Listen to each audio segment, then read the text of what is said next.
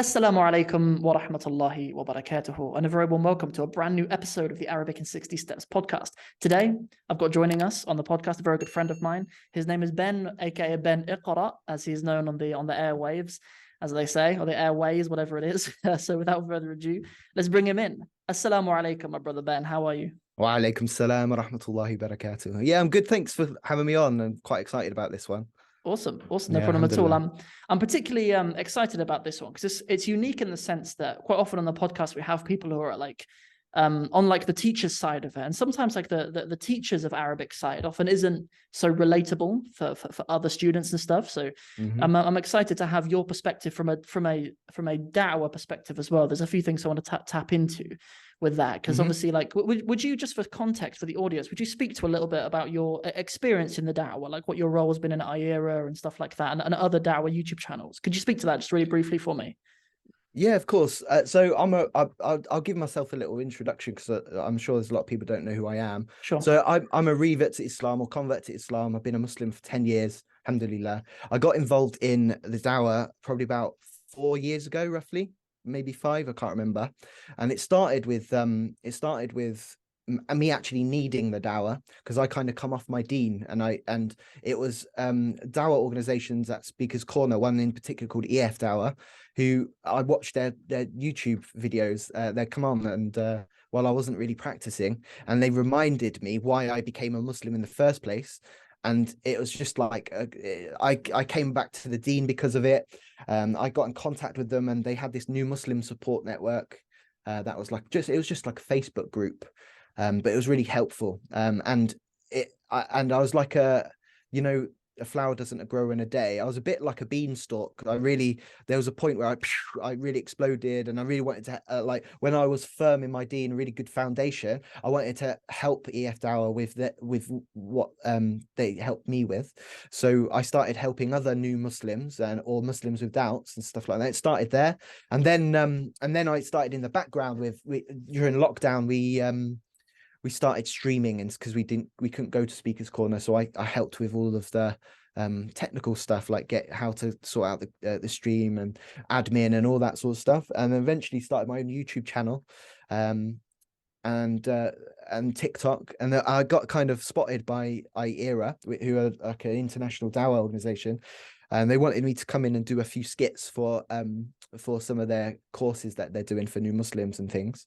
And that's where it started. And then they got me on Rerooted, which is a podcast, excuse me, a podcast basically for people who do give dawah and for new Muslims or reverts in their story. And they got me on, and then they said, oh, we want to do part 2 a month later. And actually what they had planned, they secretly planned me to be the host. So they were like, oh, the host's got, well, what we'll do, we'll just have you two have a conversation with, it was a guy called Chris, who's been a Muslim 9 months. I've been a Muslim at that time for 9 years. Well, actually, I've been a Muslim 11 years now, alhamdulillah, not 10. But anyway, so and they said, you're going to be the host. And I was like, I didn't know what I'm doing. And alhamdulillah, it became a good episode. And that's when I started helping with Iqra. I did it once in a while. And a lot of my on my YouTube channel, my TikToks, I wanted to create a relatable someone that's relatable, because a lot of times with the dawah or with reminders, the person's such a high level of deen that it still feels unattainable, or they're not relatable with they don't really show much about their personality or their way they're brought up and their struggles, and it's just information about the deen. And what I wanted to create is something that's relatable, that I struggled to come in. I came off the deen and I come back, and that's like, and it's fine if you're sinning, but come back to the deen. Or if I'm a white English guy, you could be a Muslim too. I'm not an Arab now. I've become a Muslim, and that's what I tried to aim at. And then I started to do a bit more work behind the scenes with dawah. So and now as a job, I do a lot of video editing, social media management, and graphic design, and I help dawah organizations with their YouTube and stuff like that. So that's what I'm doing at the moment, alhamdulillah. I had to stop my live streams and my my videos, but inshallah, I do, when I get more time, I really want to start that again. So yeah, alhamdulillah. Inshallah. So something I realized is really interesting is like my last 3 guests on this podcast have all been people who are new Muslims, who've embraced Islam, or perhaps new Muslim is the wrong term. Some of them, like you and I, have been Muslim for like a decade, you know, so not exactly new anymore. They've forfeited that label now, I suppose. They've outgrown it. But and with all of them, like the learning of the Arabic language is tied into their Islam somehow. Like either in, like in my case and one of the other brothers, their cases, that they actually started learning Arabic before they became Muslims, and it actually had an influence on their actual decision to become a Muslim and part of their guidance. And then in other cases, it's after. And you know, something really interesting actually that I noticed about the podcast that Andrew Tate did recently with Mohammed Hijab, is something that Andrew Tate said was that like something that was kind of intimidating to him about embracing Islam was that there's so much to learn. It's something that he said in that podcast, which I thought was really interesting and perhaps ties into the learning of Arabic. There's someone like that who, whatever you think of him, is a kickboxing world champion, has a big audience, big businesses and stuff, but he was intimidated by having to learn these things, and we can imagine that one of those things is the Arabic language. So I suppose if I can put you on the spot a little bit here, like if somebody comes to you and they're considering Islam and they say to you, I'm considering Islam, but Arabic just looks so hard, but Arabic is so daunting, what do you say to a person like that? So I would completely empathize with it. My journey with Arabic's been very up and down, and I struggle with it, to be honest. I'm dyslexic. So I all my life I've put language and writing and things like that aside, like something that I couldn't do. But I think what I would say is that you'll be surprised at, because what are the requirements are the basic requirements of a Muslim with the Arabic language to get started? Because that when you're talking about a new Muslim, we're not talking about, right, you've got to go do Arabic lessons 3 times a week and you've got to read the Quran on it. So no, you just need to learn how to pray. Okay, you need to learn Fatiha and a few other phrases here and there. Okay, now what I would say is that I'm someone that really struggles with language, with memorization. I struggle with I in the past I've tried to learn languages and it's just been a flop. And then to look at this language that looks like wiggly lines and dots on a page, it doesn't even look like letters. What's going on? You know, that's what an English person would think. Like, how am I gonna decipher this code? How much? And when I hear the noises, and you know, kha and qa, and what's going on? Like, I'm not going to be able to do it, but you'll be surprised. Allah says in the Quran that he's made it easy to learn, to memorize. And actually, I learned for someone that's rubbish at memorizing, for someone that's really bad with language and stuff, I learned Fatiha in like probably 2 weeks, maybe less. All right. And that was because it was the first time I put my mind to it. And this is what we find with lots of new Muslims: massive intimidation, and then they realize it just clicks. Wow. And because Allah's made it easy to memorize, you know, and you don't have to worry about exact as to pronunciation. And one of the big tips I did, so when you know I was talking about the new Muslim support, I used to actually help new Muslims with the Arabic, believe it or not, when I was rubbish at Arabic. And the reason being is I came up with this really foolproof idiot guide to kind of memorizing Fatiha or memorizing the Quran, and that was to just listen to it and write it down how you hear it, and that's it. So listen to Bismillahir Rahmanir Rahim, so Bismillah Rahman Rahim. You just write it out on a whiteboard or something like that, and just repeat and repeat and repeat until it's stuck in your head, and then you move to the next line. And a lot of people have success with that technique. And then later down the line, when you're more comfortable with it, that's when you can start tackling the Arabic language. You know, I wouldn't be intimidated about learning. There's not much to learn as a obligatory thing. The most important thing is to learn to pray. So yeah, sure. That's what I'd say. I think there's a real benefit in that, actually. Like lots of the listeners who are thinking about where to go for an Arabic teacher and things like that, I think there's actually a real benefit in finding an Arabic teacher who isn't so much further ahead than you. Because I think sometimes when when people become like a graduate in the Arabic language, have masters and PhDs in the Arabic language and stuff, sometimes they literally speak another language. Like when they try to present Arabic, they're on a different level. Yeah, they're on a level that it's really hard for them to sort of empathize with the real beginners. You know, that's definitely the case. Like I realize this. Like I try to make myself a beginner in things quite regularly. Like on my other YouTube channels and stuff. Obviously, I've started learning other languages and other things in my own personal life, because it's important to sort of be a beginner again. But I wanted to bring it up to you because in our episode of Rerooted, by the way, that listeners should listen to some episodes of that, because you are a really good host, by the way. Allah Mubarak. Obviously we did an episode together a few months ago. When was our episode? It was like 6 months ago, something like that. Was it? Oh no, it must be more. It's more than a year ago, bro. I think. No, it isn't. It is. Should we check? Yeah, check. Yeah, check. Let's have a look.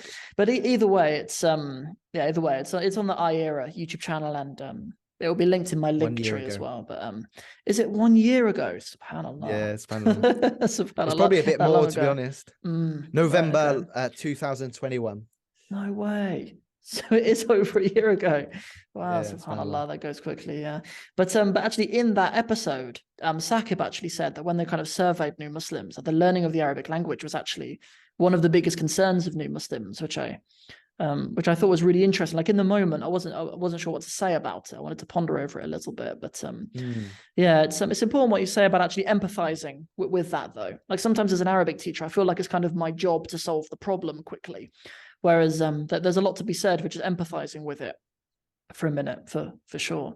Yeah, I mean, what I can imagine is if you're being at a high level of Arabic for years, and you're speaking it with Arab people or whatever, and then you're coming to someone that knows nothing, it's hard to go back to when you were learning at first, understanding their learning styles and how they're going to absorb the information as well and deliver it in a way that they can get the most of it. And it must be a very hard thing. When I first learned Arabic formally, it was so hard because the teacher, mashallah, is very good, but he couldn't empathize where I was. So it took a long time that I find. So, you know, that when you're learning Arabic first time, it's the alphabet and a few rules here and there. And then something clicks. For me, I was completely struggling. It was like being led blindly through something. And I just, I struggle. I'm not remembering it. I'm doing that wrong. And then just one day it clicked and I was like, and it felt so good. Like what it's like learning Egyptian hieroglyph. It's like decoding. This is the Quran. You remember there's a clip of you, bro, where you talk about and I think it's from our podcast actually, where you talk about having a relationship with your child but you don't speak the same language, so you're translating. And I think I'm going to go off on a different tangent here, but one of the things that I've always been motivated for, and I kick myself for it as well, is that I want to have that relationship with Allah, and I want to understand what Allah's saying to me without his interpretation. I've always had that. And that's what made me sit down, get a teacher, learn the alphabet and stuff. But I think one thing that we could probably all relate, everyone listening here, is that I quit. I stopped.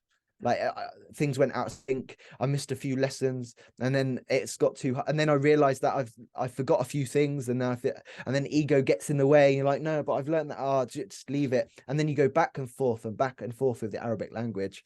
So I've kind of stagnated for a couple of years now because of that, and it's something that I want to overcome.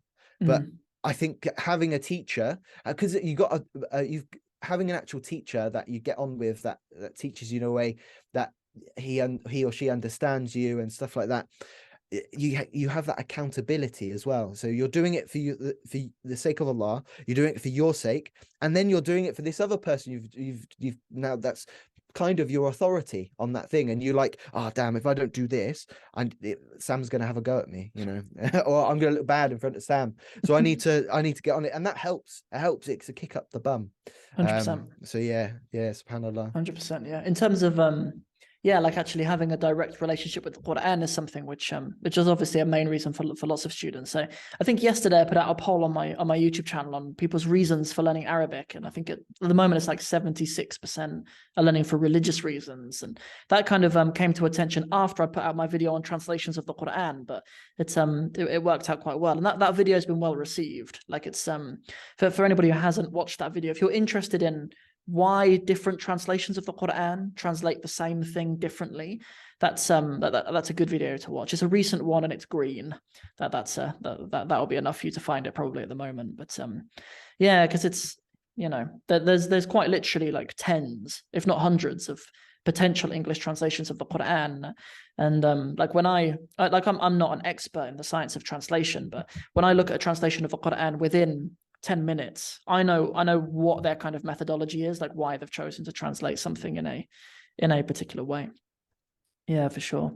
So I don't know, so something else that you kind of mentioned earlier made me think about, like if we look at the Dawah kind of scene in the English speaking world, we've got characters who have very different levels of Arabic. Do you know what I mean? Like there's some people, like for example, we could point to people like Muhammad Hijab, for example. Like he's a person obviously of Egyptian background, and like I've watched a lot of his interviews in Arabic, and his command over Arabic is just immense, you know. And like he obviously has a particular role in the Dawah that can be appreciated by people who are perhaps more academic, or perhaps people who already have some Arabic, or even Muslims themselves. Do you know what I mean? Like a lot of his audience will be people who are Muslims and can you know, and can access that. But you know, there's a lot to be said for people in the Dawah who can still do Dawahs, and in fact, maybe an important message that you can still be in the Dawah even if you're not a person with fluent Arabic, for example. Like there's people who sort of make Islam in that sense accessible to people who would maybe completely switch off if they hear you know, referencing an ayah of the Quran in Arabic or a hadith in Arabic or something. That's you know, there's definitely place for all of those types of people. Yeah, the more Arabic you know, the more knowledge opens up to you. And what I've realized is how little knowledge there is when you don't speak Arabic. Okay. Because there's so many books that aren't translated to English. There's so many words that are mistranslated, which completely change the meaning. There's lots of different types of dawah as well. You talked about Muhammad Hijab. He does all sorts of dawah, but the one thing he's really known for is polemics, where he's debating the enemies of Islam, people trying to attack Islam. And what they commonly do is they take hadith out of context or Quran out of the context. They choose specific translations, or even retranslate things because they think they know Arabic better. And without the knowledge of Arabic, you can't battle that. So I think I would say that you don't need to know much Arabic at all to do dawah. To do dawah is the message of Islam. That's what you need to deliver, like the message of Islam, what the core tawheed, the idea of revelation, the idea of prophethood, and so on like that. And that there's one God that created everything, can really tap into the fitrah of the person to then plant that seed, because Allah's the one that opens the hearts and makes people Muslim. Our job is just to deliver that message, to plant that seed. You know, in my experience, people talked about Islam to me years before I became Muslim, and I didn't realize that seed was planted in my breast like years before, and it was growing slowly, and I was getting more info. So I believe everyone should be, especially anyone that's living in the West that are Muslim or non-Muslim society, they definitely should be doing a dawah. Everyone should be doing it in some sort of capacity, and if you can't do it, you should support it in some way, financially, or if you're good at video editing and you want to do that, then do, you know, things like that. Or it could be just talking to your people around you, your work colleagues and stuff. Yeah, that's an important distinction that you make, by the way. So sorry to interrupt you. I was just going to say it's an important distinction that you make between people who do dawah, as in that in some capacity they present the most important things of Islam. They present tawheed. They present the main things that we believe and the main things that we practice. Right? Like there's a difference between that and somebody who debates a Christian missionary on whether Allah prays, right? Like there's a difference. There's a difference between those two types of people. That's an important distinction. Do you remember the point you were going to make, or did you forget it when I rudely interrupted you?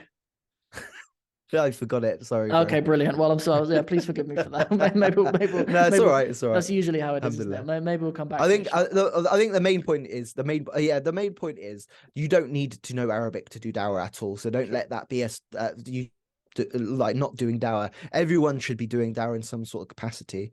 And if you're not, then think about it, how you could do that. There's lots of dawah organizations out there like Iqra that do free lessons or free training on how to give dawah, how to have those conversations.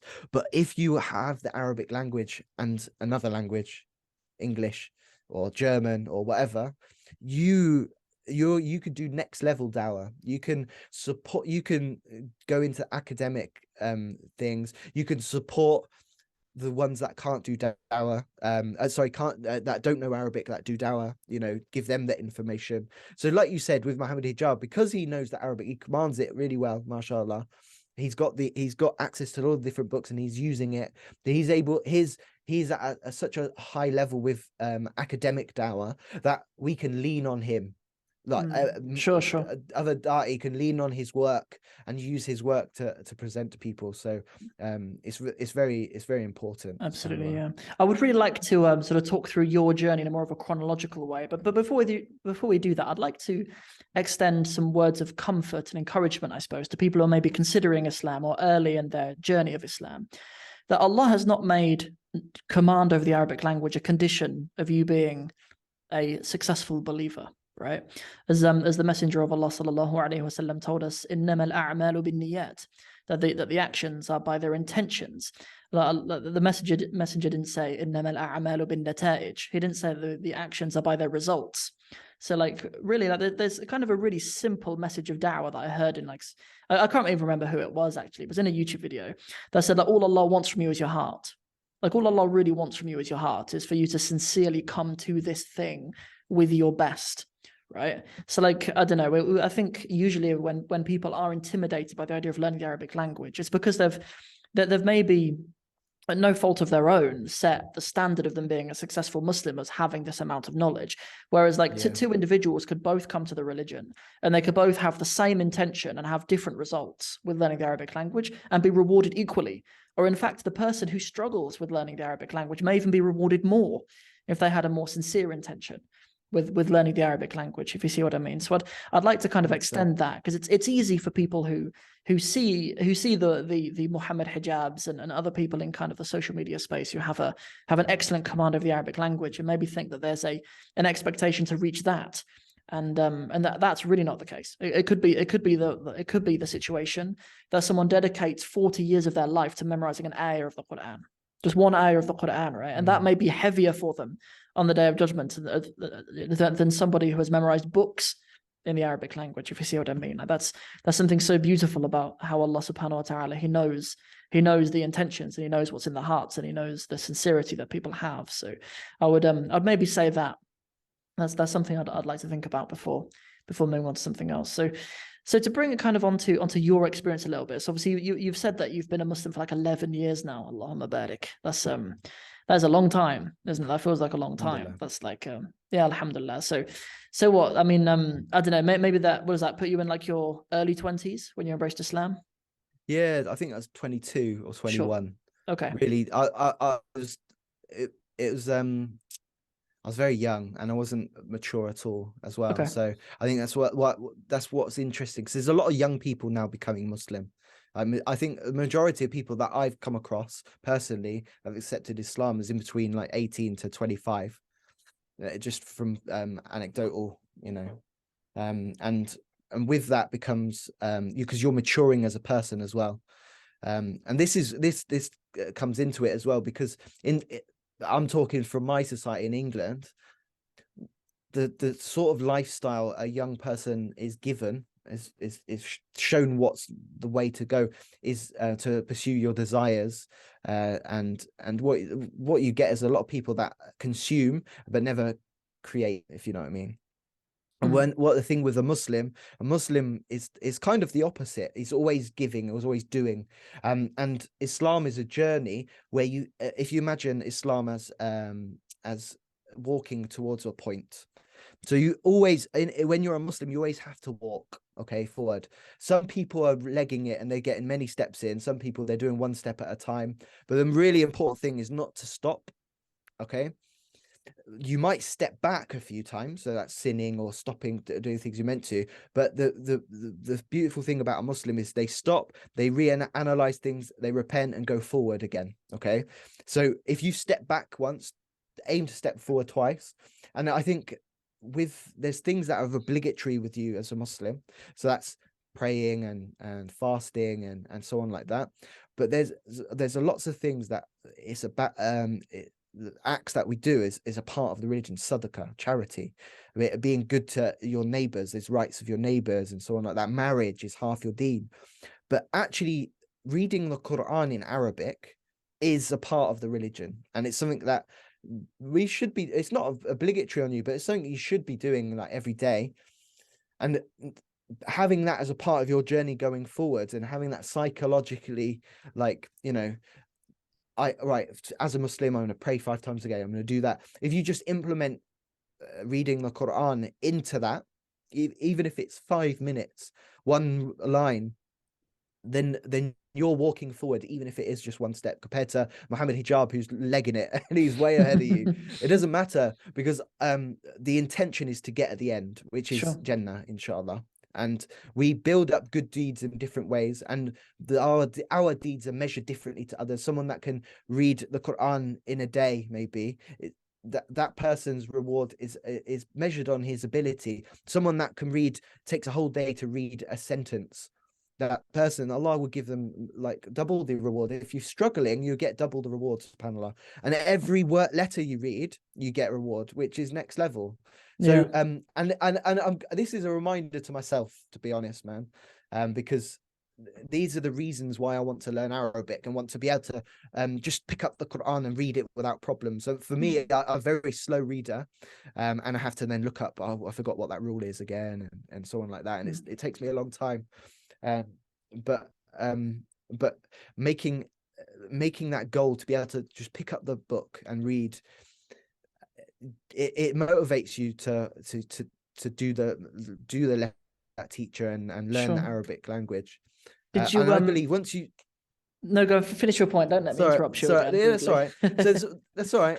I was just going to say, once you've learned the Arabic alphabet, okay, and there's some simple tajweed rules, it does feel very empowering as well. Like it's like unlocking a door of knowledge, and it's you don't understand what you're saying or anything, but I can actually you can start reading things and go, okay, so I was actually reciting that bit of the Quran wrong. Now I can read that it isn't a alif, it's a ayn, so I've got to go instead of okay, cool. So I meant to go ha there instead of ha. So it's things like that. It just opens it up. But sorry, what were you going to say, bro? Oh, there's kind of 2 things I wanted to say. I'll get one quick point out the way, and then I'll move back to the main thing. So on the note of like learning Arabic in order to make sure that you're reading something correctly, right? So as I've mentioned to you before, like a big part of me learning the Quran was really through like listening to recitations of the Quran. And that was kind of my first ever interaction with the Arabic language, and I really fell in love with that. But it was only really when I started putting in efforts to learn the Arabic language and sit with the actual book, the actual mushaf, when I realized I was making some quite big mistakes. And like I remember some really big mistakes that I made in my Arabic, like really early on. And I think part of why I try to be really empathetic as an Arabic teacher, and part of it is because I remember some of the questions I had when I first started learning Arabic. Like some of them are things that even people with like a really superficial knowledge of Arabic now would just think are hilarious. Like I remember reciting Surah Al-Fatiha, and instead of saying Sirat al-Mustaqim, as in the straight path, I said Sirat al-Mushrikeen. So the path of the path of the polytheists, right? Wow, it was one that was corrected quickly, right? But just because I'd listened to it and I was like, I don't know, mushrikeen was like a word that I'd like heard in like lectures and stuff before, mushrikeen and stuff. I'd heard it more. Like it's not something that I recited in front of the masjid or anything, or like I wasn't leading the salah or anything like that. I was early in my journey learning and stuff. So which is fine, isn't it? So like anyone listening now, that's these mistakes, Allah knows your journey, and once you're only judged on the knowledge you have. And once you've learned, subhanAllah, that word I've been saying wrong and it means this, you know, you just make the effort to change it. But yeah, like I say this because sometimes people they really read into their mistakes way too much. Like maybe think that they're making some mistakes in their early stages of learning Arabic really define them. But like, you know, obviously that's and what I was thinking of earlier is I remember asking my Arabic teacher at university. So I'm actually at the point where I'm learning Arabic at university now and in front of a lecture hall, right? So in Arabic, there's this little shape called a ta marbuta that goes on the end of feminine words. Usually, it sort of goes like an up flick, and then it's like a D on the end with two dots on top. That's a ta marbuta, and it makes like a ta sound. So that's a letter of the Arabic alphabet, and then like the lines, the lines that go on top and underneath, and the little flicks, they're called harakat, right? And I remember asking the teacher, what's the difference between harakat and ta marbuta? They're completely different things. They're not even in the same category, right? Like, but I remember just not knowing those things. Like, I remember like looking at the way my teacher was explaining something, and like there was this ta on the end of a word that made like a ta sound. But then earlier on, I'd seen her say that she'd put something called a harakat on the letter ta, and it made a ta sound. So like in my head, I couldn't figure out what the difference between the two of them were. But like that is a question, even for some of my students on step 1 of the Arabic in 60 Steps program, that's a question that some of them might feel silly asking me. It's not, believe me.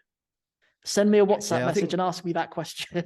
It's not at all. One of the things I'd say as well is just don't be I've always had this principle as well. Don't be ashamed and ask anything, because the only thing that would stop you asking a question because you think it's silly is ego, and we shouldn't really be. It will be involved, but you should be really conscious of it, because ego shouldn't be involved in your learning of Arabic, and you're not doing it to show off to maybe strangers in an Arabic WhatsApp group or to make it seem that you know more to your teacher. Because if you be humble and you just go, I'll make this mistake, it'll be fixed easier and you get to your goals quicker. 100%. Like, this is really common, man. This is really common, where it's same with the Quran recitation. People get they get the ego can get in the way, and it's really dangerous. Yeah, true. Yeah, subhanAllah. The idea of making mistakes is something kind of recurring on this podcast, actually, with a number of our previous guests. It's something that, because we sort of have a culture in our Islamic studies generally on kind of being having authentic opinions and things being backed by evidence, being able to reference this thing, that we sometimes bring that to an almost unhealthy degree in our learning of Arabic, where like in the actual learning of Arabic, when you're a talib, like you're a student in a classroom and stuff, you really don't need to be a perfectionist in your language. In fact, often our pursuit of perfectionism comes at the expense of our actually enjoyment of it sometimes and actually using it. And that's that's a really big shame. You know, maybe there was a hadith I was going to share. It's actually in reference to kind of sinning, the actual hadith. And I'm not sure I remember the exact wording of it. I'll say "aw kama qal." In Arabic, when we quote a hadith, we can say "aw kama qal." Like this is the general message of it, even if it's not the exact wording. Where the Messenger of Allah sallallahu alaihi wasallam says, "aw kama qal, kullu bani Adam khata." All of the children of Adam, they are khata. Literally, khata means makes mistakes. The term a khata isn't necessarily a sin. It can be a mistake in anything. كل بني آدم خطاء وخير الخطائين التوابون. And the best of those who make mistakes are the ones who repent. So like, and the word that he uses with bani Adam khata, the term khata is like in a pattern that means you always do this thing. It's inherent about you that you make mistakes. So a khata is different to a khati. Someone who is a khati, it means they kind of make a mistake in that moment. They're making a mistake if they are khati. But all of the children of Adam, all of us, we perpetually make mistakes. We don't make one or two, but the best of those who make mistakes, but the best of those who make mistakes are the tawwabun. In terms of sins, like the term tawbah is really for sins. It's for repenting for sins, but we can apply this as well, even for making errors in other places in our lives. The best of people who make mistakes in their Arabic are those who try to improve from those mistakes. That's kind of a parallel from it. Yeah, if we apply that principle, we extract that principle into something else in our lives. That's absolutely the case. Yeah, subhanAllah. I think my biggest struggle with Arabic is consistency. Okay. And the only time I've been very consistent is when I've had a teacher that I go to regularly, like if it's once a week or whatever. So yeah, that's my big mistake. And sometimes we bury our mistakes. Are you joining our 100 Days of Arabic series that we're doing with Arabic Workshop? I am, yeah, 100%. Okay, and that was my step to get out of it, because it's all about accountability to me. And when things get hard, I could put things aside, but it's hard to pick them back up again. One of the things for me, I was really so I joined your course, Arabic 66 steps, and I was on it every day. And what happened was I started my business. So I was just, like a manager of retail, and then I quit all that to start my production agency, if you like. And I had to move offices. My life turned on its head, and I stopped because of that, because I didn't have enough time.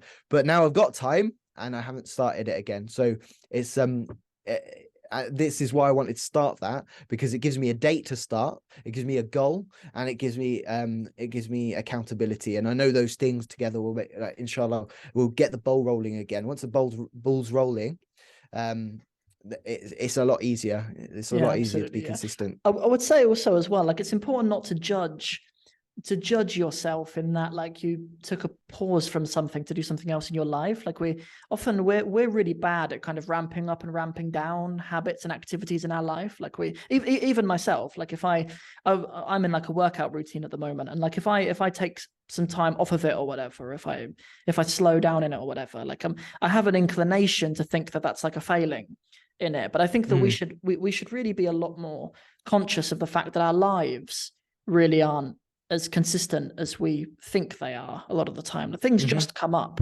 Things just come up. And that's also why I think it's so important to make your consistent habits really small.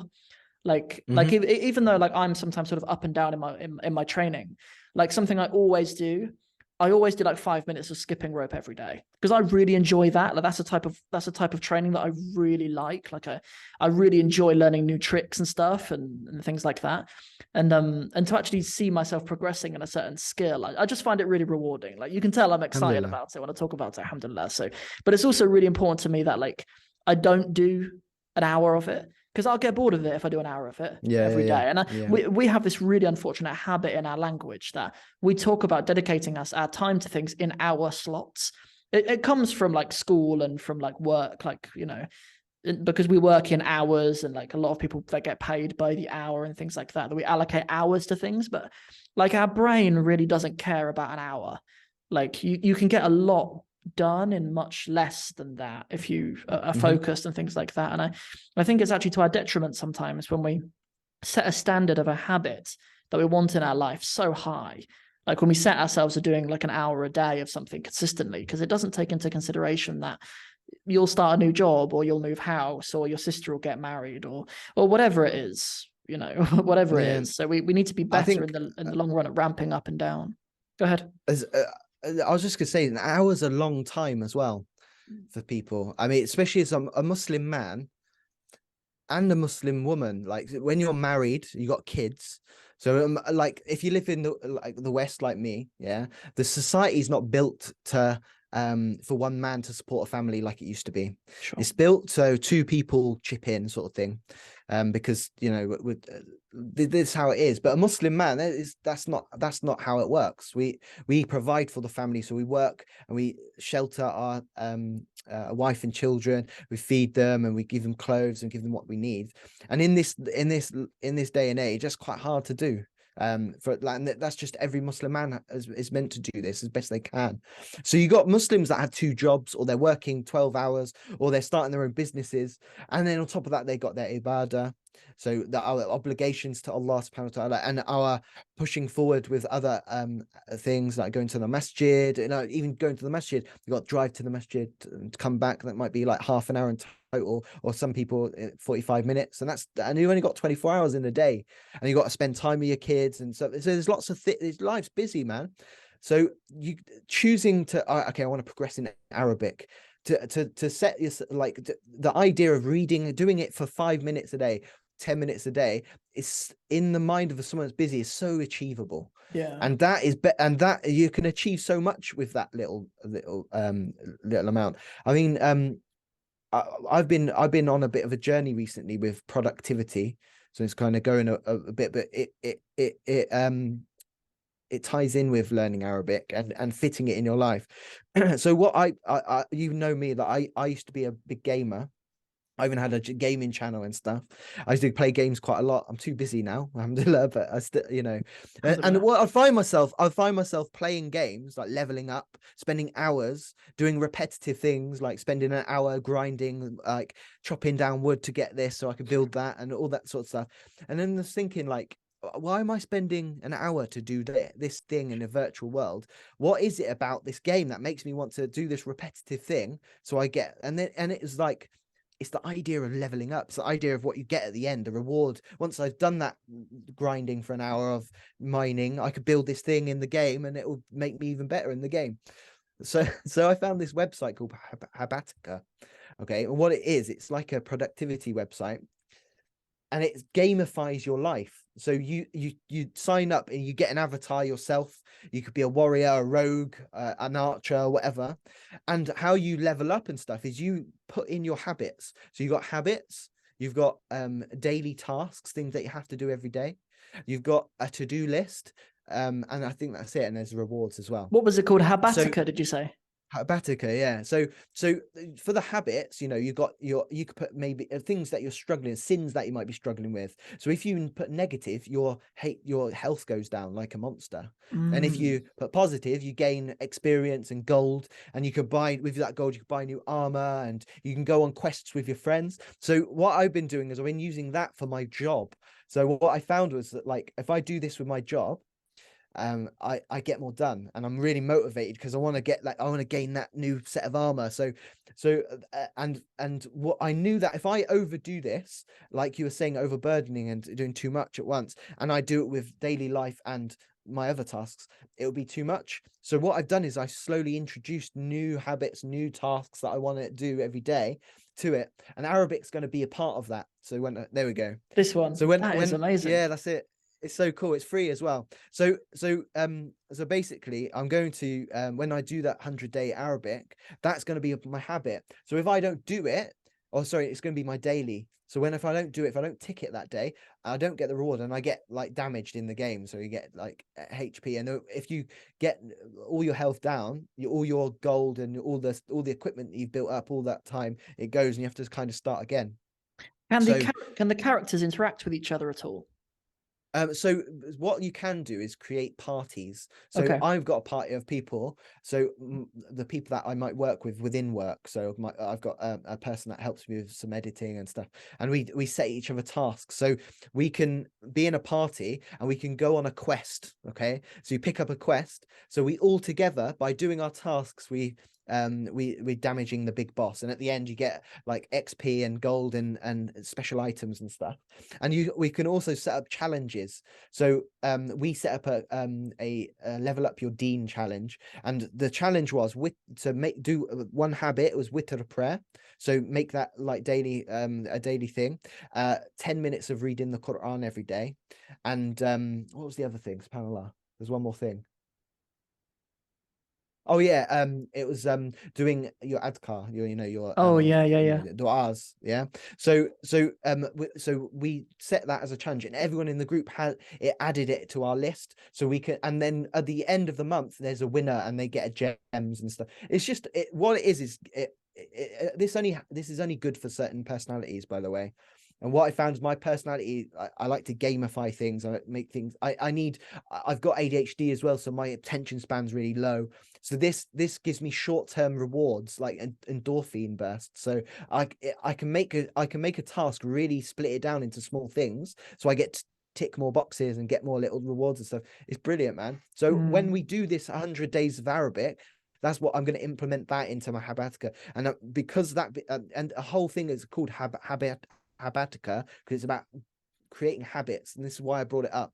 So I'm hoping after this 100 days, this has just been my lifestyle, just doing Arabic every day, and I'm able to achieve those goals. And once it's a part of your habit in your life, the idea is that it's less of a struggle and it's harder to drop. And if you do drop it, it's easier to pick it up. So yeah, that's the idea. I'm really excited about it, bro. Have you told the audience about this yet? Yeah, I have. Yeah. So yeah, I've done an announcement about it. I'm going to put out an email to all the mailing list as well. And also I've also recorded a podcast with Ryan, who's the CEO of Arabic Workshop. Mashallah. So that'll go out actually today. I'm going to push it out Brilliant. today, inshallah. But obviously by the time our episode comes out, we'll be about 2 weeks into the 100 days. But people can still join though. I'll make that clear. Definitely. Anybody who's listening to this, they can still join in with 100 days, because obviously you can catch up on 14 days because it's a very small amount that we're doing every day. The idea of it is to build your Arabic little and often over those 100 days. It's not my company. It's a company called Arabic Workshop that are doing it. But you can go to 100 days of Arabic. 100, just the number. You don't need to write out 100. It's the number 100 daysofarabic.com, and you'll go to their website. But you can download that app as well, app.arabicworkshop.com. But because those guys, like, they've really put in a lot of effort to building a really good app and really good resources. Mashallah. And it's stuff that I really admire their company. Like I've known those guys for a little while, and yeah, I'm a big advocate for their work and stuff. And I also really believe in putting other Arabic resources on. Like a lot of people kind of see this as like me promoting the competition, but I've just never seen it like that. Really, I believe in I've always really thought that whatever industry you're in, that the customer just really needs to come first. Like, obviously, I prefer to use the term student, but as we're having a conversation about the industry, I'm only saying customer because of that. Like, I remember hearing something that Warren Buffett said in one of his talks was that you should always think about delighting the customer. Like when you wake up in the morning to when you go to sleep, you should always be thinking about delighting the customer. And like, it's one of the reasons why at the Arabic in 60 Steps program, we do some things that are actually really hard and actually quite expensive. Like for example, writing the workbooks, like these workbooks, writing these, binding them, printing them, shipping them, orchestrating worldwide shipping and stuff at no extra cost and things like this. Like, I don't know if there's another online Arabic program that does that. Right. And and the reason is because it's a pain, right? But I know that if I joined a program, I'd love to receive something in the post. Like, I'd just like to receive something in the post. I'd like to be able to interact with something physical in front of me and put pen to paper. And I know that delights the students. So we do it. Do you know what I mean? So, so anyway, so back to Arabic Workshop though. So so students could join in with that even now. Go ahead. I just wanted to mention something about that. You're saying that because before I did what I did, I was a retail manager and in a niche business where do everything for the customer, like even if it's a detriment to yourself or the shop. For example, if a customer came in like 5 minutes before shutting, I worked in like a toy shop that does games and stuff, and we would show, our part of our job was to show people the game, how it works, and it could take like an hour sometimes. They get to like build the thing and then play with it and stuff like that. So you'd think 5 minutes, you've done a whole day's work, and someone comes in and goes, "What's this all about?" Then any normal person would just be like, or normal business be like, "Well, I tell you what, you can come back tomorrow or next time." But our philosophy was that person needs an introduction, so it doesn't matter. So a detriment to my person, I wasn't getting paid when the clock went off. The shop was open longer, and things like that. And I carried on into my life generally with Islam and with learning. The thing with Islam, bro, what you just said about, I don't care about, I don't see it as competition. If you look at it with the Muslim lens, okay, we want for our brother what we want for ourselves. So why wouldn't you do that, And at the end of the day, we do everything for the sake of Allah and gain rewards from Allah, so we'd keep us away from the fire and enter us into higher rankings in Jannah. So by you helping, if the goal is just that people learn Arabic and they're happy, that's the goal, not that they learn, I want a bit more money and things like that, then that's how you win. Do you know what I mean? Because a lot of your students are Muslim, aren't they, as well? And you're giving them the key to the Quran. You're giving them the key to the sayings of the Prophet, peace upon him, to enhance their deen. So, alhamdulillah, that's exactly the right attitude to have, to be honest. I think I think when some people fall into perhaps the trap of thinking that they're sort of in competition with other people in the market, it probably comes from a lack of understanding that Allah is Ar-Razzaq, that Allah is a provider as well, and perhaps thinking that there's a limit there's a limit of how much you could get. There's only so much to go around. Like it's a very kind of sort of small-minded way of thinking about it. But so anyway, like, but even it's not even just the fact that there are other people in the industry. They are really good at what they do. Like their resources are really good, and their app is really good and stuff, mashallah. So it's cool to kind of partner with them for sure. That app, by the way, I'm going to put a link to it in the description for anybody else who's interested in Habitica. Is that how you pronounce it? Habitica? I think so, yeah. Habitica, Habitica, cool. yeah. I actually think it might be really good for my eldest son, Yusuf. He might actually really like this because, like, he's into gaming and stuff. And I think that a lot of parents these days. How old are your children? How old's your oldest? 2, so really young. I see. Right. Okay. Fair enough. Well, Sure. like my eldest is 6, and it's a real. It would be really good. Yeah, it's a real test for parents generally, just to kind of to manage screen time and stuff. It's got better since we've moved to Somalia, just because like the weather's always nice. It's always nice to be outside, and it's always nice to do other things and stuff. But so certainly when we're in the UK, it's a real challenge. Like I don't know, even saying it, I know that there are parents out there who see it as like a failing that my children have ever seen a screen and stuff. But like like if there are things that when there are things that we can do to gamify more productive things in our lives, it's really good. Like here as well, obviously, like my children go to a school here in Somalia as well, and they go to school with children who like at home they maybe have very limited electricity. Even like they go to school with children in that situation, so like the children wouldn't get the references if Yusuf said something about a game or whatever anyway. So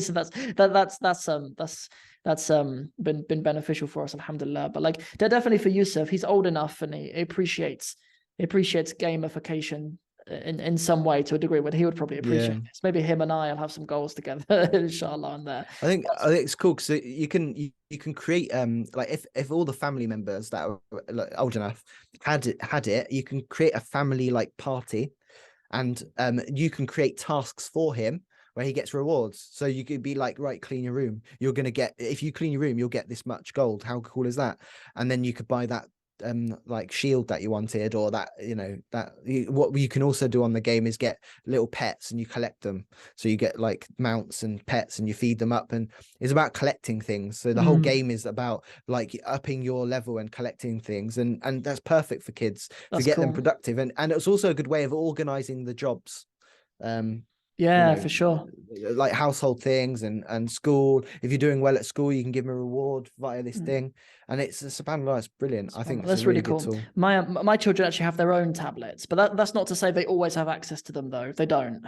They stay in my office, and my office locks as well, so they don't have access to them all the time, and they only have like when I find that I give my children their own devices, I can really control what they have on them. Do you know what I mean? Firstly, like we have an advantage here. I don't know if it's like in Somalia, when you get internet, the default is that it's like restricted. Like anything indecent or stuff is restricted. That's the default. Alhamdulillah. To have indecent things available, you need to tell the people to unlock it for you. And who's doing that? Like when the guys come to when the guys come to like install the internet, who's tapping them on the shoulder and saying, "Can you unlock the filth for me?" basically telling what am I going to get up to? Exactly. Who's doing that? So anyway, the default here is that the internet is safe anyway, generally. But like when my children have their own devices, I just know that is the only thing that they can access. And there are these devices we've got for the 2 boys they're for children anyway. Like you can't just go downloading apps willy-nilly on them. Like they have a setting that you need to get a parent's password and stuff to do anything like that. So like they can each have their own accounts on Habitica, and Yusuf can have his surahs of the Quran in there, and like little chores. Like I'm starting to get Yusuf involved in my work a little bit. He's got to like set up my tripod and stuff. Little jobs, little jobs like that. Yeah. Alhamdulillah. With I don't know if like here in Somalia, as like gifts that you give the kids. So this is the currency here in Somalia, Somali shilling. Yeah. That's what they're like. And this is 1,000. It's worth about 50p maybe. But like what they're for is like we just give these to the kids to go and buy sweets and stuff. So like Yusuf gets those as his treats and stuff to go and buy sweets. Brilliant. Or mango or whatever he fancies that day. So that's really cool. So are there any other, whilst you're kind of on the topic of it, because I've kind of gone through like probably every sort of month or so, I like to kind of like sharpen up my productivity and whatever it might be in my life. And recently I've been into the YouTube channel. Do you know Ali Abdaal? Have you seen his YouTube channel before? I've heard of it actually. I haven't watched it. The name rings a bell. So he's actually been on Freshly Grounded as well. I saw his episode of Freshly Grounded not so long ago, and he's got millions of subscribers. And he's actually like a qualified doctor. He's not a full-time doctor anymore. With a YouTube channel like that, I mean, who would be? Do you know what I mean? Like with a YouTube channel that, so he can do it every once now, but yeah, like I've been watching his YouTube channel because he even does like tech reviews and stuff like that, which are really interesting. Like I've had my laptop for about 8 years now, and I should probably get something new sometime. But anyway, so like one little hack that I've kind of started implementing in my life recently is not having a to-do list. So, but not calling it a to-do list. I call it a get to-do list. It's such a small little tweak, but it really reframes the tasks that I do every day. And it reminds me that the career that I have for myself is entirely what I've chosen to do. Sam, you get to do a podcast with Simon Says Squat today. Like you get to have a conversation with Ben Iqra today. Sam, you get to sit down and put out some of your ideas into the world. You get to answer the questions of Arabic students today. It really just kind of reframes the things that I do. And then also another one is not having goals.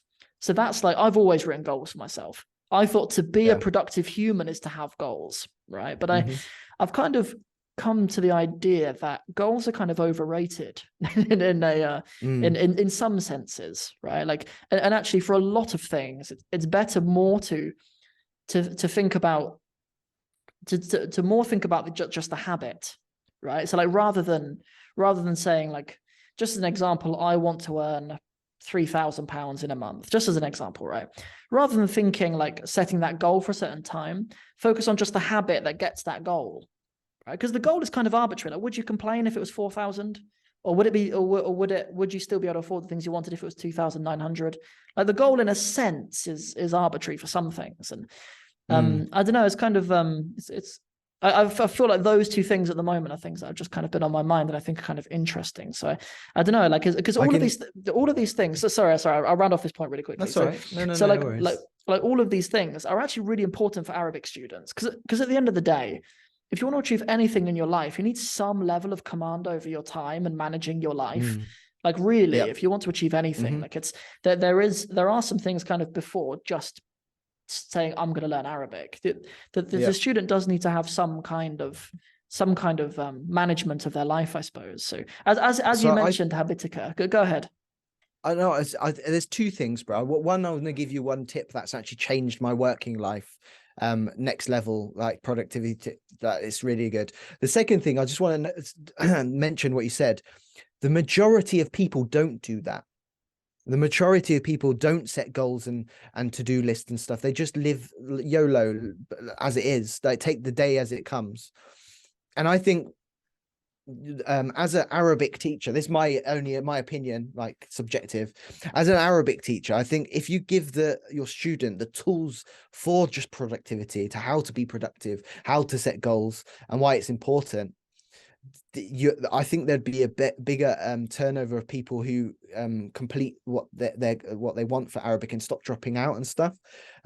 Because I think I'm from that school of thought, that old school of thought of just wake up, see what the day brings, and go to bed.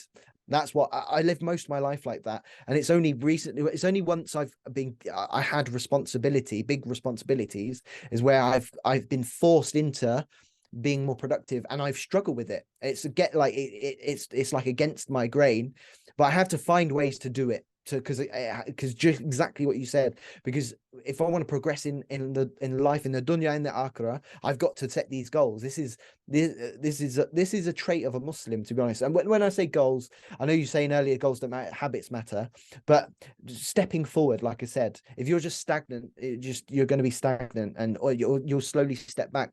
So it's like helping people on the journey of becoming productive would be a massive thing in my humble opinion. But the second thing, this is my biggest tip with productivity. The Habatica is really cool, but it was just like a side thing.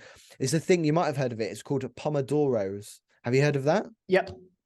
Yeah. this made me so I'm a massive procrastinator. It's within me to procrastinate. I don't know what like some people say it's because of the ADHD or whatever, but this is next level. I give myself 45 minutes of work and 15 minutes break. Okay, so I set an alarm. So before I start my day, I get my Habatica up and I set my day up. One of my dailies is to set my organize my Pomodoro. So how many am I going to do today? And you set your, instead of going, I'm doing 8 hours work, I'm going to do this many Pomodoros. And basically you set your goals for the day into small tasks, everything, and then you start and you go, right. And I've got an Alexa right there. She's going to say something now because I've said her name, but I say I'm not going to say her name because she'll start saying it.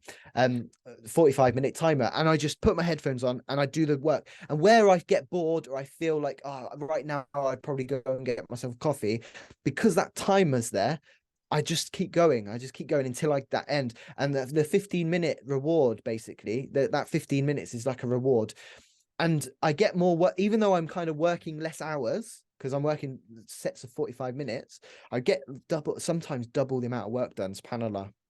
Just because it helps you get into that super focus. And the cool thing is sometimes it gets me into that super focus so much that I skip the break and I just set the timer again and I count it as a problem. That means I get to go home early. So I'm like, right, oh cool, I've done 3 Pomodoros without breaks, so that's like what, 45 minutes for go home early sort of time. So, and as long as those jobs are done, it's, for me, I'm done for the day. And it's the mix of gamifying my tasks and setting Pomodoros for my tasks. It's literally changed my life, to be honest. And I'm really excited. And this is why I'm really excited to be on this podcast. I'm really excited to now introduce Arabic within that system, because I think because of that I will thrive, inshallah. Inshallah. So, yeah, I think the actual out there. I think the actual science of Pomodoros was originally actually supposed to be 25 minutes with a 5-minute break, and then you would do 4 of those and then have a half an hour break or something. But obviously, like, it's not a rule, is it? Like, it's not a rule. So I wanted to ask, like, is 45 minutes like a sweet spot for you, like a 45-minute session? So I tried break. I tried different ones. I started with 25 minutes, and it matters what work you do. So 25 minutes might be really good for Arabic or reading the Quran. Like 20, say you want to do 2 Pomodoros of 25-minute Pomodoros of the Quran, then that's like an hour of reading the Quran, and you're just giving yourself a 5-minute break in between. Alhamdulillah, that's wicked. But because I'm a video editor and I do things, it needs to be longer. So I tried, the next one was 45 minutes, and the 15-minute breaks, you get more of a reward. So it feels like I'm cheating a bit, and cheating. It's psychological. And I find that worked better. I did 52 minutes and 15 as well. And I did 1 hour and 50. And like, I've tried all sorts. And I think 45 minutes is perfect, because the whole idea of it is to stop you procrastinating. So when, for example, when I get distracted, if WhatsApp comes up and I start typing to that WhatsApp to people, and that, I go on Habatica on my habits and I say I got distracted, and that habit is only a negative habit. So it just gives me like a boom, like. And there was one point within Habatica that I was doing it, so I was getting distracted so much and not doing certain tasks that I nearly died. We were fighting this big boss. Had to spend my money for a healing potion, which I wanted a new armor, right? And I had to change my way. So it like the pairing of these two was wicked, because I was like, right, I'm getting distracted too much. I really need to stop that. So I'm then put effort. So I was like, right, I'm turning my internet off on my phone, and I'm not having WhatsApp up on my computer anymore while I work. And because of that, I did, and it just rolls together. So it's really worked well for me, subhanallah. Yeah. We could have 45 minutes is my sweet spot. We could have an Arabic in 60 steps Habatica party. We could that'd be brilliant. I'll seriously consider that. Yeah, you can create guilds as well. So there's different sort of types. So you got parties, which is a small group of individuals that do quests together. And then you got guilds, which can be hundreds of people. Okay, so that'd be perfect. It'd be like your WhatsApp group. But with that, as your guild master, you can set challenges. So and the challenges, when you set a challenge, the person, let's say it's 100 days of Arabic, you set that challenge, and then you set what the tasks are, the habits, the dailies, or the to-do list things. You set them, and they go on to automatically the person who accepts the challenge. It gets puts it on their list. So, and at the end of it, you'll see a score of who did it the most and who like maybe like you've got a list of people, and at the end they can get a reward of gems which they can use to buy items and stuff. So so it'd be wicked for Arabic 60 steps if that. But the thing is, what I've learned is lots of people are motivated differently. I'm very motivated by this gamify thing. Some people just don't like that and they're not on board. But I think for the people that procrastinate a lot and they feel like they need short-term goals and low endorphin levels or whatever, endorphins all the time, then this is perfect for them. So it's definitely worth trying, inshallah. I think it's and anyone out there, try it out. Yeah, absolutely. I think it's particularly maybe it particularly serves younger users and people who struggle with long-term concentration. Maybe like there's some of our students who are in their 60s, 70s who maybe just couldn't be dealing with it, but maybe they're of a generation where they're just more used to concentrating for longer times. They're not as stimulated all the time by stuff, so maybe that's the case. That is awesome. I'll clarify something that I said about goals, actually, because it reminded me about it when we talked about Pomodoros. So something that I really like about studying with Pomodoros is because it's actually realistic about how our brains conceptualize things. So like I actually don't think our brains are very good at conceptualizing long-term goals. And when I say long-term, I don't even mean very long. I mean like months. So to achieve something in 3 months, I don't think our brains are very good at conceptualizing what can be achieved in 3 months. I actually heard I think it was a Tony Robbins ebook actually that I listened to, that like humans, we set ourselves way too much to do in a day, but nowhere near enough to do in a decade. Like if you look at your to-do list in a day, it's probably got all the stuff you can think of on it. Like all the things that we should be doing in our life are in that to-do list for a day, right? But like if you think about a decade, how well have you really planned a decade? And I think like 3 months, 6 month, 1 year goals could actually be restrictive. Like if we took the example, just because I said it earlier, if we're to think like, actually let's not make it financial, as it's this podcast, let's make it about Arabic, right? If we're to say like, I want to get to a position where I can have a 20-minute conversation only in Arabic, right, in 3 months, okay, that might actually be a lot less than what you could achieve if you just thought about the day-to-day habit. If you just thought, I'm going to practice, I'm going to make it a habit. I am a person who uses Arabic every day for 2 Pomodoros a day, or 1, right? 1 maybe better, right? Right. If you were to say that, you might be in a position where you could have a 2-hour long conversation by the end of it, because actually our brains, I'm just not convinced that we're very good at conceptualizing long-term goals. Really, we're much better at conceptualizing shorter-term things that we maybe do in the day. So like, that's something I wanted to clarify. 100%. One of my biggest struggles as like, so I was a manager for over 10 years. Okay. One of my biggest struggles was setting long-term goals, and it was needed of me. Okay. And what I learned was exactly the same thing. If there's a short-term goal within the week or within the day, you can really structure it out on how it's going to work perfectly, and you can know what you can achieve in that time, and you can stretch it if you want. What I found, I do believe long-term goals are important actually, but I think they should be broad and vast. So for example, I got my friend Dr. Imran, we went to Turkey to I went to Turkey to do this visionary course for Dawah. So the idea is a big vision, like having a big one vast broad goal. Okay. On the way home, he told me about this this diary called Clever Fox. Okay. This is another productive thing. So what it is, it's a year diary, undated, so you can do it as you want, where you set life goals, broad life goals, and you cut them up and you review each your month, a month and quarter and stuff like that.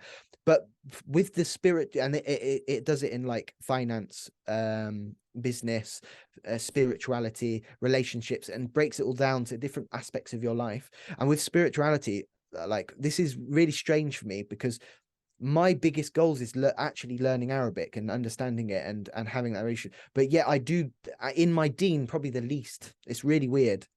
So I do a lot of dawah, and I'm not going to tell you about all my good deeds and stuff, but I do a lot of things that's not Arabic, even though my big want is Arabic. And it's because it's probably the hardest thing for me to do. Right. So I set my goals, all right, from 1 year, 5 year, 10 year, and 20 year. And basically by 10 years, I was like, I want to be almost fluent in Arabic. And by 20 years, I want to be able to teach people and stuff. And it's very, and for me to think that in 10 years isn't long. 10 years ago I became a Muslim. Your years go fast, man. We did that podcast a year ago, you thought it was 6 months ago. To 10 years of me to be fluent in Arabic seems unattainable right now. But if I create that goal, because I want to get there, and I make it vast so I don't underachieve, I can set little goals through the month and little goals through the day to get closer to that goal. Remember when I said the analogy of walking the path? That's how it is in my head. So I think long-term goals are good if they're broad and they're a vision. They're a vision rather than a tangible. I want to earn 10K a month by this time.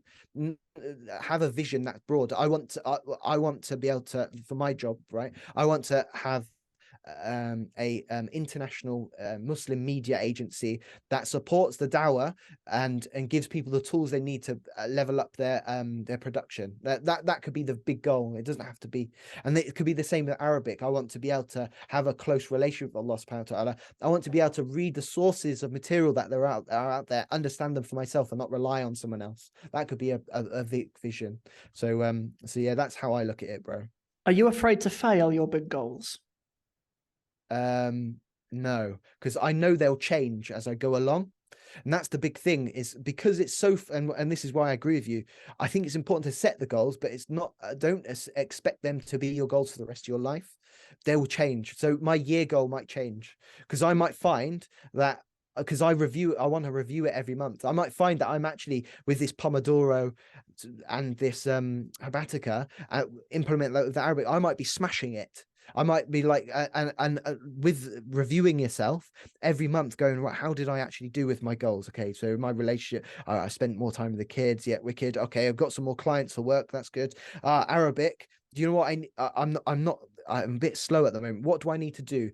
Last time I was really good with Arabic, I had a teacher. Okay, I'm going to put some money aside. I'm going to get someone once a week, and I'm going to have a teacher. Then I can change it, and then I might find that, I can change the goal as I go. But having a big, vast vision to get there, at a point, we have a big, in Islam, yeah, we have that. This is a part of our deen. We have to have that goal. If we don't have that goal of Jannah, and we are told that we should desire and want and ask for the highest ranks of Jannah, not just like a lot of people that I talk to, they just don't want to be in the fire.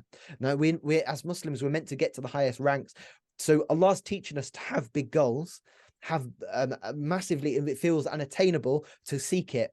Yeah, subhanAllah, by having those goals in our mind and our visions in our day-to-day life, and being aware, conscious of them, means that we're going to step towards them, that we're just going to do that.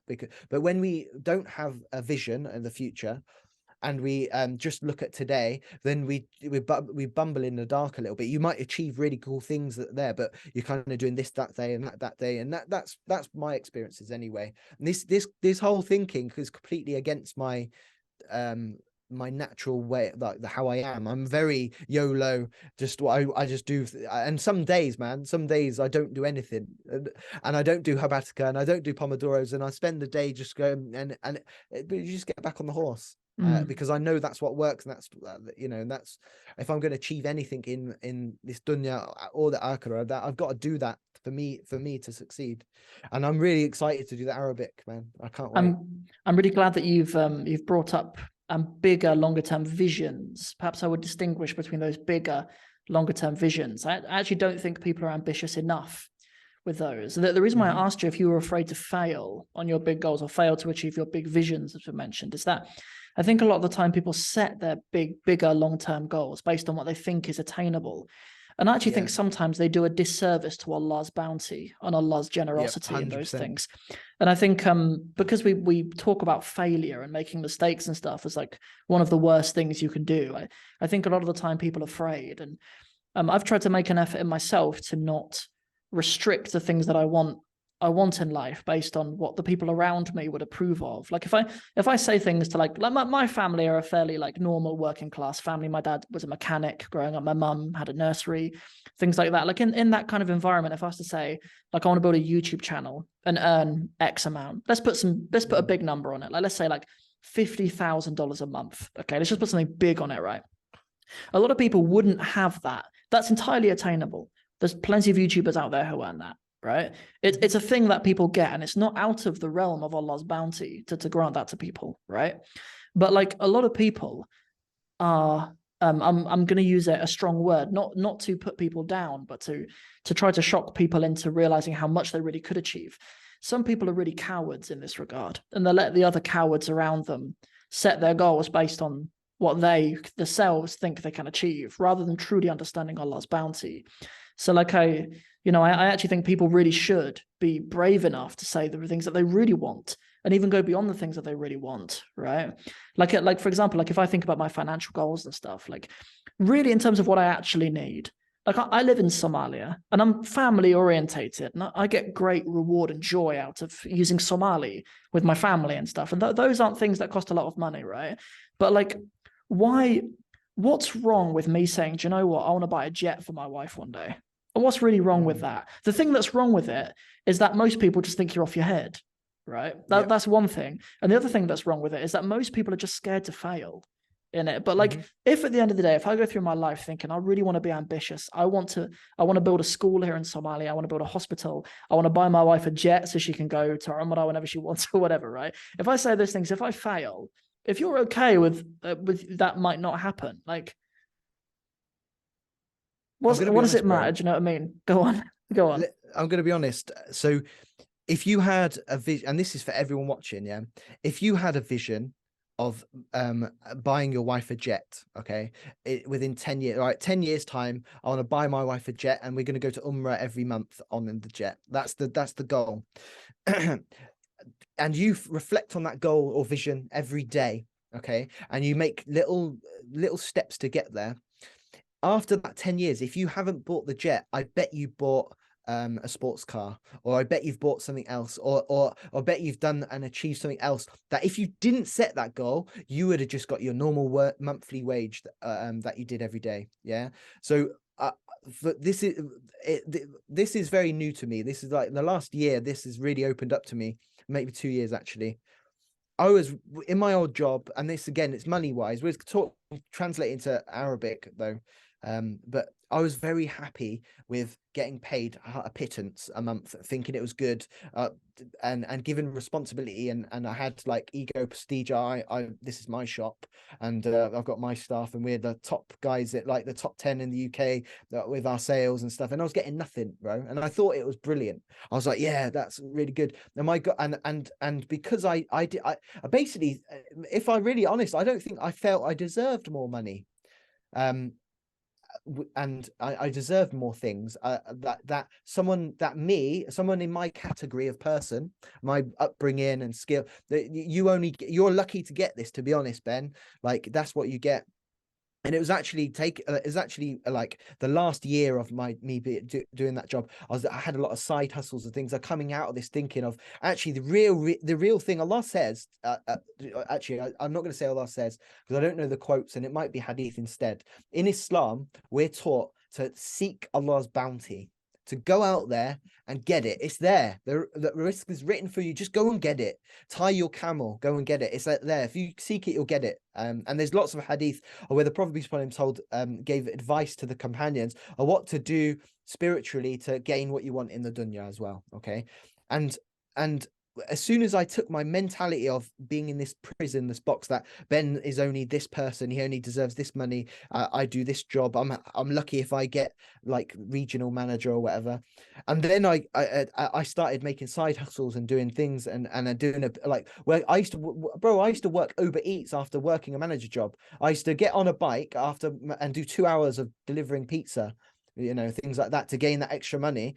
And a lot, and my goal was, I want a certain thing. My goal was to provide a beautiful life for my wife at the time, because this is where I think when you put yourself in a position of responsibility, that pushes you to do those things. But anyway, that's another thing. So and Allah opened it up for me, because Allah gave me the risk that I need. And I'm not good. This isn't to boast about money or anything, because I'm not rich at all, but I'm earning more than I did when I was the manager of a shop. And I'm in, and this was a click for me, because I've seen the results of doing that thing. It's from it being an idea that you want to try out, it's now a belief. It's now a knowing that this works, and you could do it. And it's coming back to Arabic, is this formula works, and you could do it now with any aspect of life. Subhanallah. It doesn't have to be about money. It could be about improving your relationship with your wife that might be in rocky for the last couple of years. It could be about raising a really intelligent child that's on their deen. It could be about learning Arabic language so you don't have to rely on other people and you can read the Quran with ease. The thing that puts me off reading the Quran sometimes, some days I don't do it, I have it in a routine, is because I find it hard, bro. And I'm a bit, and I do fail. I want to do 3 lines in this Pomodoro or whatever in this 20 minutes, or and I don't do it, and I struggle. And maybe if I do it with someone else, that person's correcting me, and I'm thinking, that guy, I was better than that guy last year, and now he's better than me. What's going on? Do you know, things like that happen? But knowing that, having these big goals, setting yourself a big goal and breaking them down through the years, you will achieve it, inshallah. And a lot, and this is the ending. If you ask Allah for it and have the intention for his sake, it's going to be done. It's done. Subhanallah. It's done. Like I want money so I can do this for your sake. And you don't just make dua. It's in life. You don't just go, Allah, can you give me this? And then you just go, yeah, wait for it. That's not the way. The Prophet, peace upon him, we've all heard the hadith about the time the camel. There was a companion that had a camel, and he was like, he obviously just learned. He's probably a new Muslim, learned about like Allah controls everything and stuff. And he asked the Prophet, do I just make dua then, and Allah will look after my camel, or shall I tie it? And the Prophet said, tie the camel, then make dua, meaning that you've got to put the effort in. Allah says in the Quran to that He doesn't change the condition of someone until they change it within themselves. So yeah. So I got very passionate there. Subhanallah. But honestly, guys, like anyone watching, I think what I wanted from this podcast, bro, is people that are in my position, or even worse, that don't do Arabic because they don't achieve in this thing. They keep quitting, or they haven't got their life together with this sort of stuff. But if you're a Muslim, right? You're a Muslim and you don't know Arabic and you want to, Allah revealed His words in this language of the Arabic language, you know. And if you ask Allah that you want to be able to understand it and read it for His sake, and you make those steps, Allah will make it happen. And that's our belief as Muslims. And if you don't believe that, and you don't have it, like if you don't fully believe it in your heart, then that's something that you need to reflect on and think and reflect and go, why is this? And there might be the deeper reasons. Like, anyway, I'm ranting on, bro. Productivity has been my thing this year, so that's why I've been ranting about it. So subhanallah. Awesome. To round off, inshallah, all of the stuff that you've put on the table and everything, I think maybe the homework for the listeners, inshallah, would be firstly to have a really big vision for your Arabic. Right, like have a really big vision for really who is like the ideal Arabic user and speaker that you want to be. Like, do you want to be a person who can deliver the khutbah completely in Arabic without even looking at the notes? You know, do you want to be that guy? Do you want to be the person who goes into the Arabic cafe or whatever, and you order in Arabic, you order for your family in Arabic and stuff, and you know, you get mistaken even for maybe being an Arab. Like, have these lofty goals, even though the Arabic in 60 Steps program is my program, I want you to get to be a person who has a vision that you will be so good at Arabic that the program is just nothing. You can just turn up to any page of the program and be like, done. That page of the book will be done. Have these big goals for your Arabic, and then also think about in the now, where our brains are perhaps strongest and have the best kind of appreciation for amounts and stuff. Set your immediate habits and stuff, and maybe use Habitica or one of the other things that we've talked about in this episode, inshallah. So I'll round it out, I suppose, by thanking you. So I want to say thank you so much for coming to join me today. Thank you for taking time out of your day and everything. I know you're 3 hours behind me, so you're bang in the middle of your working day that you've spared for us. So I want to thank you so much, and obviously from myself on behalf of the Arabic in 60 Steps community as well. And we'll bid you farewell with Assalamu alaikum wa rahmatullahi wa barakatuh.